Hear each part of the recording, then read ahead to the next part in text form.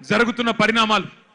ఏ నాయకుడు లేడు, ఏ పార్టీ లేదు, ఏ జెండా లేదు, ఏ పెద్ద నాయకుడు అక్కడ లేడు. కానీ ఇవాళ పిల్లలు భారతదేశ వ్యాప్తంగా కదం దొక్కుతా ఉన్నారు. ఎక్కడి వారక్కడ రైళ్లలో బయలుదేరి, బస్సులలో బయలుదేరి వాళ్ళ తల్లిదండ్రికి కొంతమంది చెప్పకుండానే ఢిల్లీకి చేరుకొని జంతర్ మంతర్లో ఈరోజు తమ గలం విప్పుతున్నారు. అద్భుతమైన పోరాట పటిమ ప్రదర్శిస్తున్నారు. అవన్నీ చూసిన తర్వాత ఒక ఇద్దరు టీనేజ్ పిల్లల తండ్రిగా, ఒక తండ్రిగా, ఇద్దరు పిల్లల తండ్రిగా, అట్లాగే ఈ భారతదేశ పౌరుడిగా వారి మీద జరుగుతున్న దాడులు, వారి మీద ప్రభుత్వం వ్యవహరిస్తున్న తీరు చూసిన తర్వాత మనసు ఊరుకోక ఉండబట్టలేక నిన్న పొద్దున వరంగల్ పోయేటప్పుడు ఒక నిర్ణయం తీసుకున్నాం. ఏదేమైనా ఈ పిల్లల కోసం ఇలా రాజకీయం లేదు, జెండా లేదు, రాజకీయ ప్రయోజనం ఆశించి కాదు. పిల్లల కోసం మనం కూడా మాట్లాడకపోతే మనం ఇంత స్థాయిలో ఉండి ప్రజాప్రతినిధులుగా ఉండి మనము దండుగా అన్న ఉద్దేశంతో ఇలా పిల్లలతో మాట్లాడాలి, వాళ్ళతోనే మాట్లాడియాలి. వాళ్ళ ఆక్రోశం, వాళ్ళ ఆవేశం, మరి మనందరం కూడా వారి న్యాయం కోసం చేస్తున్న పోరాటానికి అండగా నిలబడాలన్న ఉద్దేశంతో ఈరోజు నిరసన కార్యక్రమం పెట్టుకున్నాం. మరి ముఖ్యంగా బీఆర్ఎస్ అనే పార్టీ ఆనాడు టీఆర్ఎస్ గా ఉద్భవించినాడు ఉద్యమంలోంచి, ప్రజా ఉద్యమంలోంచి పుట్టుకొచ్చిన పార్టీ.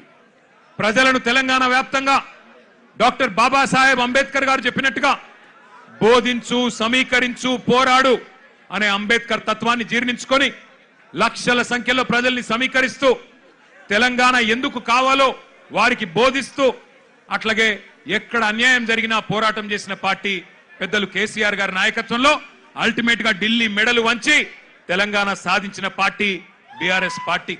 అందుకే ఉద్యమ పార్టీగా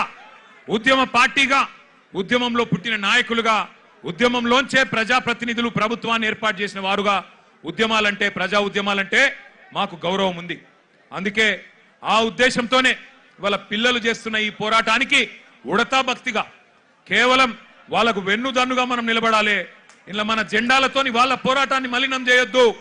మన జెండాలతోని, మన రాజకీయ ఎజెండాలతోని వాళ్ళ పోరాటాన్ని మలినం చేయాల్సిన అవసరం లేదు.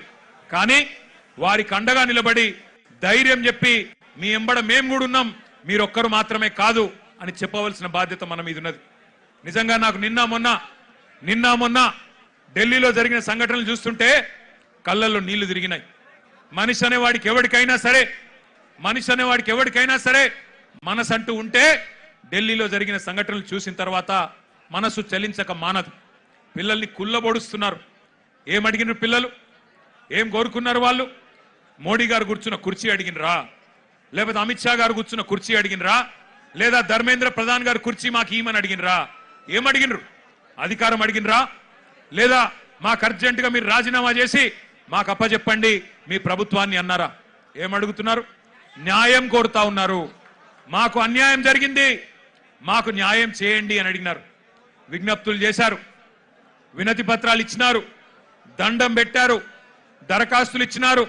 చివరికి సోనం వాంగ్చుక్ గారు నిరాహార దీక్ష కూర్చున్నారు. ప్రజాస్వామికంగా గాంధేయ మార్గంలో మహాత్మా గాంధీ గారు చూపెట్టిన బాటలో చివరికి నిరాహార దీక్షకు జంతర్ మంతర్ దగ్గర కూర్చున్నాడు. ఎట్లా అయితే పెద్దలు కేసీఆర్ గారు ఆనాడు తెలంగాణ కోసం చావు నోట్లో తలబెట్టిండో అట్లాగే ఈ పిల్లలకు న్యాయం జరగాలి, ఈ పిల్లలకు జరిగిన అన్యాయం సరిదిద్దాల కేంద్ర ప్రభుత్వం, అకౌంటబిలిటీ రావాలి, జవాబుదారితనం ఉండాలి సిస్టంలా. అదే విధంగా విద్యా విధానంలోనే సంస్కరణలు రావాలి, రిఫార్మ్స్ రావాలని చెప్పి సోనం వాంగ్చుక్ గారు నిరాహార దీక్ష కూర్చుంటే ఒక్క మీడియా సంస్థ చూపెట్టదు, ఒక్క మీడియా ఓడు రాడు. భయం. ఏం చేస్తారో, ఎక్కడ ఐటీ దాడులు చేస్తారో, ఎక్కడ సిబిఐని పంపిస్తారో, ఎక్కడ ఈడీని పంపిస్తారో, ఎక్కడ తమ వేట కుక్కలను పంపి ఇబ్బంది పెడతారో అని భయం. మీడియా రాలే. కానీ ఏం చేసి